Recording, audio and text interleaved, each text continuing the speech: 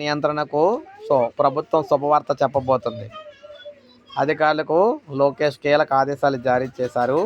Private పాఠశాలలో అధిక ఫీజుల నియంత్రణకు అధ్యయనం చేయాలని విద్యా, ఐటీ శాఖల మంత్రి నారా లోకేష్ అధికారులను ఆదేశించారు. ఉండవల్లి నివాసంలో పాఠశాల, ఉన్నత విద్య, నైపుణ్యాభివృద్ధి శిక్షణ శాఖలపై ఆయన సమీక్షించారు. అందులో మాట్లాడుతూ ప్రైవేట్ పాఠశాలలో అధిక ఫీజుల నియంత్రణకు ఇతర రాష్ట్రాలు అవలంబిస్తున్న విధానాలను అధ్యయనం చేయాలి. ఫీజుల నియంత్రణకు మనం చూసుకుంటే ప్రభుత్వ పాఠశాల విద్యార్థుల హాజరు, అభ్యసన ఫలితాలపై కూడా దృష్టి సారించాలని చెప్పారు. ముఖ్యంగా రాష్ట్ర వ్యాప్తంగా అనేక ప్రైవేట్ పాఠశాలలు ఉన్నాయి. చాలా ప్రాంతాల్లో ప్రైవేట్ పాఠశాలలో జాయిన్ చేస్తున్న ఇటీవల కాలంలో మనకి కొంత ప్రభుత్వ స్కూళ్ళకి అయితే వస్తూ ఉన్నారన్నమాట. ఈ ప్రైవేట్ స్కూల్లో ఫీజులు నియంత్రించగలిగినట్లయితే భారం అయితే తగ్గుతుందని చెప్పేసి భావిస్తూ ఉన్నారు.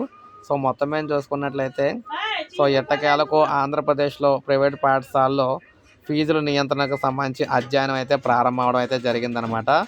ఇది మనకు అప్డేట్. ఒక లైక్ చేయండి, సబ్స్క్రైబ్ చేసుకోకపోతే మన ఛానల్ సబ్స్క్రైబ్ చేసుకొని ఫాలో అవుతుండండి.